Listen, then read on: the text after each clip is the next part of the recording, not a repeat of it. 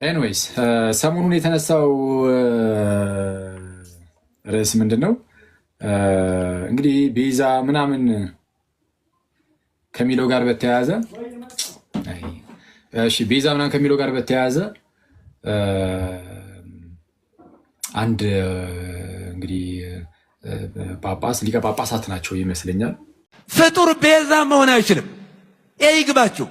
ቤዛ ማለት ስለሌላ ተላልፎ መሰጠት ማለት ነው። ነይ ነይ እምዬ ማርያም ቤዛ ነሽ አሉ ለዓለም። እመቤታችን ቤዛ አይደላችም። ቤዛ ልጇ ነው። አትደንግጡ። ቤዛ እመቤታችን የዓለም ቤዛ አትባልም። የዓለም ቤዛ ጌታችን ኢየሱስ ነው። ቤዛ ማለት ተላልፎ መሰጠትን የሚያመለክት ነው ብለው ተናገሩ እና እዛ ላይ ሁሉም ሰው የራሱን ሀሳብ ሲሰጥ ነበር። አክቹዋሊ እኔ ለክፉም ለደጉም በሚለው ማንም ሰው እንትን ሳይል ሀሳብ ሳይሰጥ መጀመሪያ እኔ ዝም ብዬ ሀሳብ ሰጠሁበት ቪዲዮ ላይ። ለምን ያው ሚዲያ በጣም ሰውን ክፍታፍ ያደርጋል ማለት አፋችን በጣም እንድንከፍት ያደርጋል። ሚዲያ በጣም የሚያስጣለው አንዱ እሱ ነው። በጣም አፍን እንደፈለክ መተት ታላቀቃለህ ማለት አፍን ትከፍታለህ እንደፈለክ ማለት ነው። ማለት እርስ በርስ ኖርማል ነው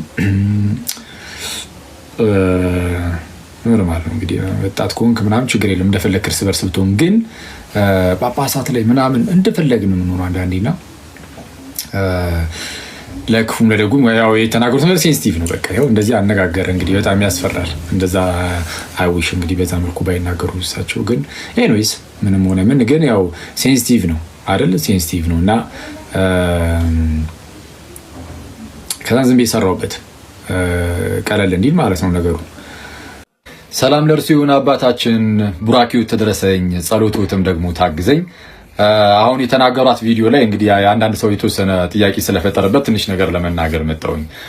ብፁዕ አባታችንን እንደሰማችኋቸው ምንድነው ያሉን? እሳቸው ቤዛ የሚለውን ቃል እንግዲህ ተርጉሙ የጀመሩት በምንድን ነው?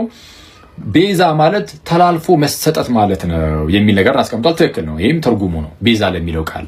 ልክ አንደኛ ጢሞቴዎስ ምዕራፍ 2 ቁጥር 6 ላይ ራሱንም ስለ ሁሉ ቤዛ ሰጠ የሌለ ቤዛ ሲል ራንሰም እንደማለት ነው፣ ክፍያ ማለት ነው።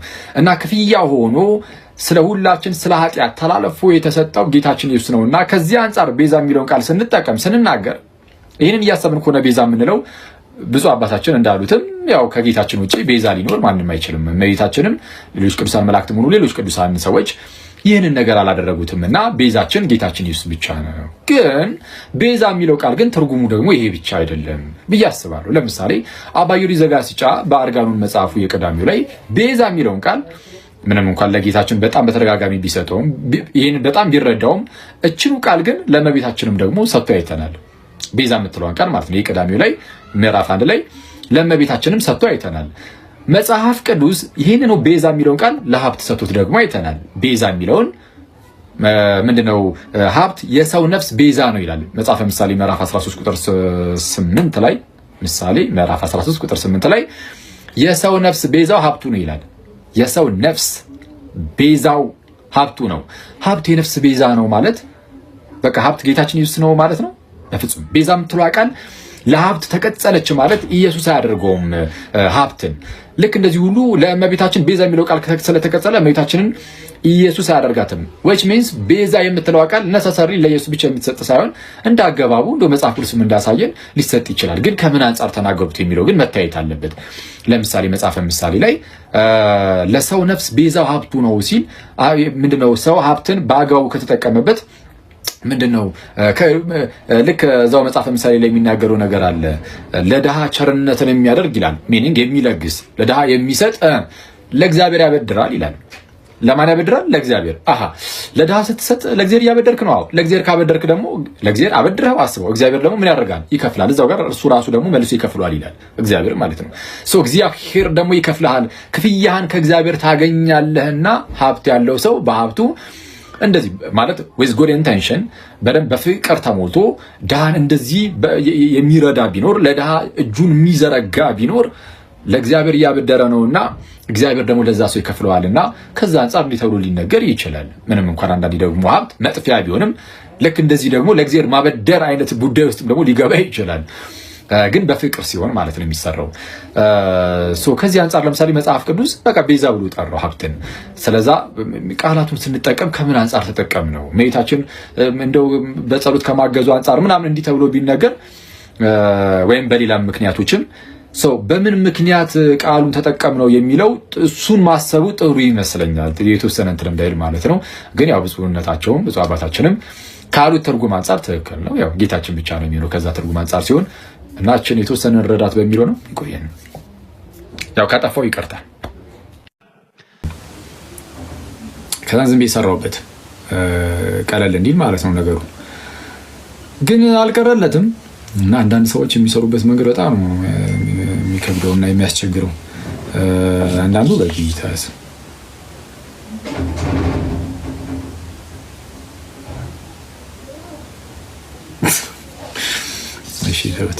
እና አንዳንድ ሰው በጣም አስቸጋሪ ነው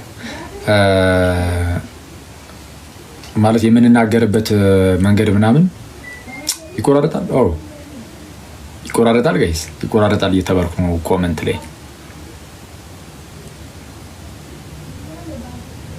አራኪ ይቆራረጣል።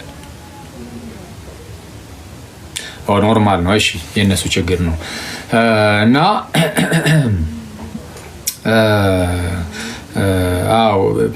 መጀመሪያ እንዳልኳችሁ እሳቸው በቃ ይሄን ባይናገሩት ደስ ይለኝ ነበር። ያው እንደኔ ማለት ነው ባይናገሩት ይሄን እንደ ጥሩ ነበር። ሴንሲቲቭ ነው በቃ ሰዎችን ቶሎ ድንግጥ ሊያደርግ ስለሚችል እኛ ራሳችን ምን ያህል ሰዎችን ድንግጥ ሊያደርግ የሚችል ነገር ተናግረን እንደምናውቅ ያው መቼስ ታውቃላችሁ። ያው እንደዚህ አይነት አይሆንም፣ እንደዚህ አይነት አልናገርም ግን ስቲል ግን በቃ ሰዎችን ድንግጥ ሊያደርግ የሚችል አይነት ነገር እሳቸው ደግሞ ቤዛ የምትለው ቃልን በጣም አይሆን የማጠር የሚመስል ነገርም ስለተናገሩ ሲናገሩ እሱ ትንሽ አስቸጋሪ ነው እና አይዊሽ እንደዛ በሉ። ግን በቃ ካሉም ግን ያው ኖርማል ነው ያው ማለት ያው እሳቸው ደግሞ ቀስ ብለህ ሀሳብ ምናምን ትሰጣለህ መተህ እንደው በቃ እንደውቺን ነገር እንደዚህ ነበረ ምናቀው ከዚህ መጽሐፍ አንፃር ምናምን እንዴት ነው የሚታየው ምናምን ብለህ ትጠይቃለህ።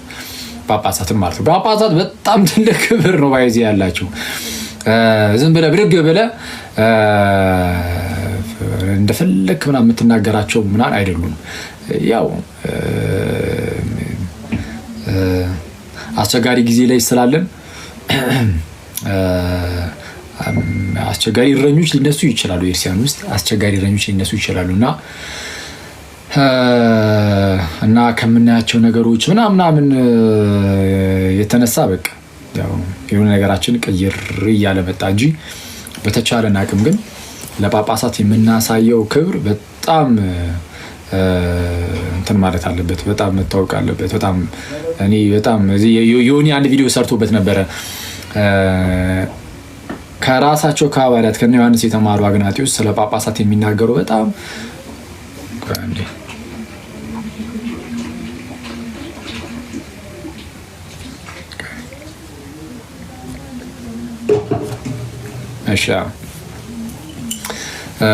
እና ቅዱስ አግናጢዎስ በጣም ነው የሚናገረው ስለ ጳጳሳት ምናምን በጣም በቃ የኤርሲያን አንድነትንም በጳጳሳት በኩል አድርጎ ነው ራሱ የሚያስረዳው። እና ያለ ጳጳሳት ምንም አታርጉ፣ ያለ ጳጳሳት ምንም አታርጉ፣ ጳጳሳትን አክብሩ በጣም በተደጋጋሚ ነው ይህንን ነገር የሚናገረው። እና ጳጳሳት በጣም መከበር አለባቸው፣ በጣም መከበር አለባቸው ማለት ለምሳሌ የስተት ትምህርትን ተነስተው ቢያስተምሩ ጳጳሳት በኤርሲያን ደረጃ የሚታወቅን ትምህርት ተነስተው ግን እንደዚህ ነው እንደዚያ ነው ብለው ለምሳሌ ቢያስተምሩ በተለይ ኑፋቂ የሆነ ነገር ለምሳሌ በተለይ ኑፋቂ የሆነ ነገር ቢያስተምሩ ያው በክብር ሆኖ ያው ተነግራቸው አለ። በነገራችን ላይ አይደለም እኛ እኔ በጣም የሚያስገርመኝ ማለት ነው ቅዱስ ቄርሎስ ንስጥሮስን ትሪት የሚያደርግበትን መንገድ ብታዩ ለንስጥሮስ የላካቸውን ደብዳቤዎች አይታችሁ ታውቃላችሁ? እጅግ ሃይማኖተኛ ያልሆነ ወንድማችን ምናምን እያለ ነው ባይዚ የሚልክለት። አስባችሁታል? ንስጥሮስ ኢየሱስን ሁለት አደረገ ተብሎ የሚታመነው ሰው የእመቤታችን ወላዲተ አምላክነትን የካደ ሰው ንስጥሮስ ቅዱስ ቄርሎስ አፕሮች ሲያደርግ ንስጥሮስን ማለት ነው በዛ ሰዓት በጣም እንደው የተወደድከው እንደው እግዚአብሔርን የሚፈራ በጣም እንደው የሃይማኖት የሆነ ሰው ምናምን እያለ ነው የሚጽፍለት። አንተ እኔ በስመ አብ ክርስቶስን በጣም የሚገርመኝ እዩት በጌታ ሁለተኛውንም ሶስተኛውንም መልእክቱ እዩ እና የቄርሎስን እዩ ተመልከቱ። በቃ እኛን ማነው ያንን ንስጥሮስን በመልኩ አፕሮች ሲያደርገው እንደነበረ አሁን እኛ ሲጀምር የቄርሎስ ልጆች አይደለንም። እንደዚህ የተነሳ ናፋችን እየከፈትን ስለሆነ እንደመጣልን ጳጳሳት ላይ ምናምን የቄርሎስ ልጆች ስላልሆነን ያው እንዳሉንን ይገለጥ ዘንድ በዛ ነው አፕሮቻችንም እና እንደዛ እንዳኑን ቀስ ብለን እንደው እቺ ነገር እንዴት ትታያለች ብሎ ቀስ ብሎ አሁን ሚዲያው አሁን እኔ በጌታ ስም አሁን ይሄንን ቢያዩ ለምሳሌ ሚዲያውን ምንድነው የሚሉት በጌታ ስም ማለት የሆነ ጳጳስ ኖሮ ሚዲያ ላይ በሚዲያ ደረጃ እንዲየተባሉ በስመ አብ ሺም ነው ማርያም እኔ ምሮ የሚሰማቸው ራሱ እንኳን ጳጳስ ምናምንና ኖርማል ራሱ መምህር ቢሆን እና ርህራሄ የለንም አንዳንዶቻችን ከነ የራሳቸው ጉዳይ አይነት ነገር ነው የምናራምደው እና ርህራሄ በጣም ያስፈልጋል። ርህራሄ በጣም ሰው ጨካኝ ነው። በቃ ይወጣና እንዲህ እንዲያ እያሉ እያቀሳሰሩ ምን ይላል። አሁን አንድ የሆነ ልጅ አለ እዚህ ቲክቶክ ላይ እያመጣ ያስተምራል ነው ተወሰነ እዛ ፌስቡክ ላይ መሰለኝ ብዙ ጊዜ የሚጽፈው ኦኬ ተለቅ ያለ ሰው ነው አክቹአሊ ተለቅ ያለ ሰው ዶክተር ነገር ይመስለኛል እንጃ እንግዲህ እኔ እንደዛ ሲሉት የሰማው መሰለኝ። ግን ምንም ሆነ ምን ሊቀ ጳጳሱ እንዲህ ብለው እዚህ ያቀሳሰራሉ። ኧረ በጌታ ኧረ በጣም ደፋር ነን ግን ማለቴ ኧረ በስመ አብ በጣም ደፋር ነን እና ቀስ ብሎ መነጋገሩ ጥሩ ይመስለኛል።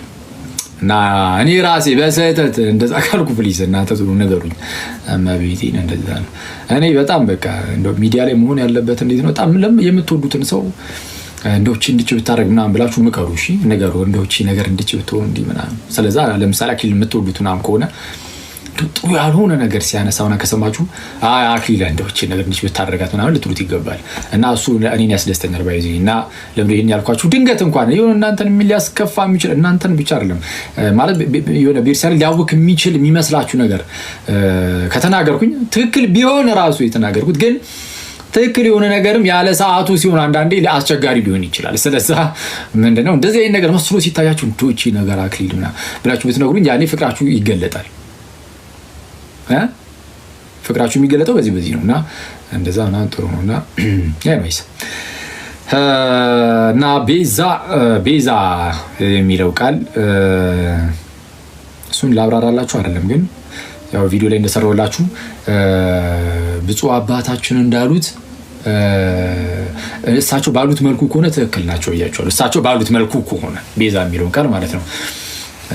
ያው የኢትዮጵያ ቤተክርስቲያን እንደዚህ ያለች ማርያምን ከክርስቶስ እኩል ታደርጋለች ምናምን ነገር አላሉም። እንደዛ በርግጥ አላሉም። በቃ እሳቸው በቃ ዋናው ትኩረታቸው እንደው ቤዛ የሚባለው ኢየሱስ ነው አይነት ነገር ላይ ነው እና ግን ቤዛ የሚሉትን ለኃጢአት ተላልፎ መስጠት አይነት ነገር አድርገው ስለፈቱ ከዛ አንጻር ከሆነ አዎ ጌታችን ኢየሱስ ብቻውን ቤዛ ነው ብቻውን አይደል? ያው እሳቸው ባሉት መንገድ ከሆነ ማለት ነው። ይሄንን ቤተክርስቲያናችን ታምናለች።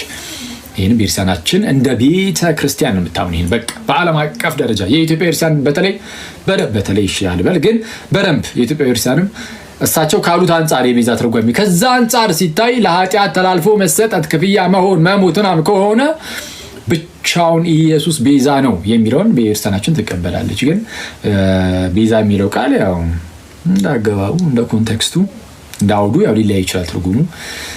ስለዛ ከክርስቶስ ውጪም እንደዚህ ይሄ ቃል የተሰጣቸው ሰዎች ስላሉ በመጽሐፍ ቅዱሳችን ላይም ያው ከዛ አንጻር ይታይ አይነት ነገር ነው ያው ያቀረብነው።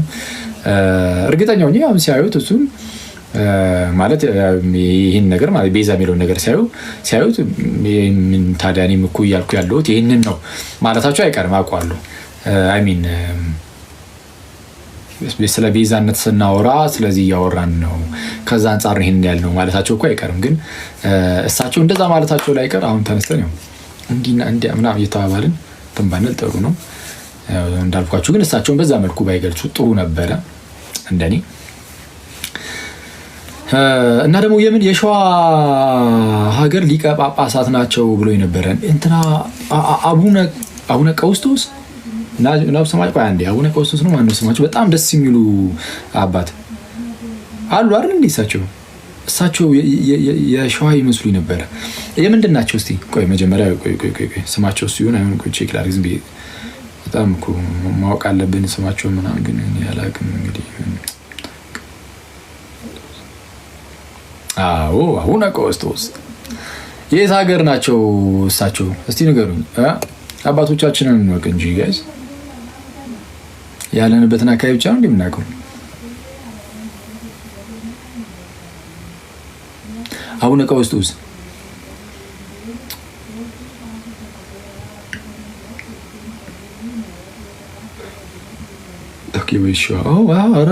ምዕራብ ሸዋ ሸዋ ራሱ ተከፍሎ ነው ማለት ነው። እኚህ ሰውም ራሳቸውም የሸዋ ምናምን የሚል ስላየው ማለት ነው። እኚህ አባት ማለት ነው። እኚህ አባት ማን ናቸው? ብፁዕ አቡነ ገብርኤል። ኦኬ እነዛ አሁን እነዚህኛዎቹ ደግሞ የምስራቅ ሸዋ ማለት ነው። ኦኬ አይሲ እንግዲህ ጥሩ አይ አሪፍ። አዲስ ናቸው መሰለኝ አላወቅኳቸውም። ኤኒዌይስ ምንም ሆነ ምን እንደዛ ነው። እናንተ ሰዎች ፈተት በሉ። ማንም ያስተምር ማንም ጳጳስም ፓትርያርክም መምህርም ቄስም ዲያቆንም ወንድሞችም ያስተምሩ። ሲያስተምሩ ግን እናንተ ምን አገባችሁ? የክርስቲያናችሁን ትምህርት ያዙና ከዛ በኋላ ከዛ አንጻር እየመዘናችሁ መቀበል ነው። አለቀ። አይሻልም? እንደዛ ብታደርጉ ጥሩ ነው ምናምን። ለማንኛውም በጣም ነው የሚያሳዝነው ጌታ። ይሄ ነገር ብቻ ጭንቅላቴ ውስጥ ስላለ ነው የገባሁት ላይቭ እና ርዕስ አድርጌ ኦኬ እንደዚህ ርዕስ አልይዤ መጥቼ ዝም ብዬ ርዕስ እዚሁ እንትን ብዬ መማማር አልፈልግም። አሁን ግን ጥያቄ ሊቀበላችሁ የተወሰነ ሰው ጥያቄ